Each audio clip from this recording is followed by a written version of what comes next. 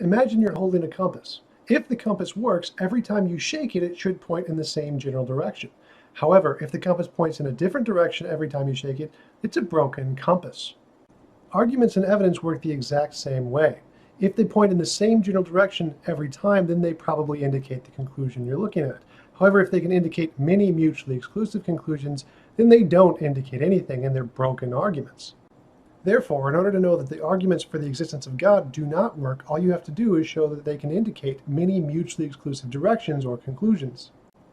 In this video, I'm going to discuss a few of my favorite alternatives to theism, which can answer all of the arguments that theists use, proving that none of the arguments indicate theism.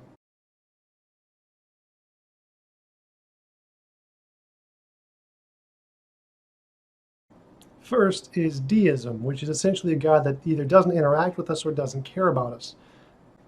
Next is pandeism, which is essentially a God who created the universe but destroyed itself in the process. Then there's pantheism, which is essentially eternal nature. And my personal favorite, naturalistic pantheism, which is essentially the multiverse or the cyclic universe. The difference between pantheism and naturalistic pantheism is that naturalistic pantheism is limited to naturalistic things as indicated by the name, whereas pantheism itself can include supernatural things or non-material things. Another alternative would be panpsychism, which is essentially the consciousness is the base of all things. This would be like Deepak Chopra's non-local superposition of consciousness. Then there's a cosmism, where the entire universe is nothing but an illusion. Transtheism, where there's something above a god. Polytheism, where there are many gods. And finally, an all-evil god, which is the antithesis to the theist position. Oh, and also, of course, Pastafarianism, which is the belief in the spaghetti monster as a god. Any and all of the arguments that theists use to support theism can be answered equally by any of these alternatives. Therefore, none of the arguments theists use indicate theism any more than all of these alternatives. These are just a few of the infinite alternatives to theism. When there's no evidence to indicate one hypothesis over the many alternatives, we use simplicity as in Occam's razor or ontological commitment to determine which theory we should prefer.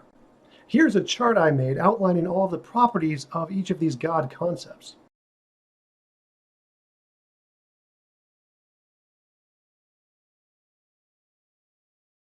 Based on Occam's razor or ontological commitment, some version of pantheism is to be preferred. If you prefer to use a different set of traits to describe a god, like saying enormously powerful rather than all-powerful, or saying beginningless, timeless, spaceless, and immaterial rather than saying eternal, that's totally fine. You can just simply replace those on the graph. It makes no real difference. Because all of these God concepts include properties like all-powerful and eternal, they allow for an infinite amount of ad hoc reasoning, so you can essentially make anything work with any of these theories.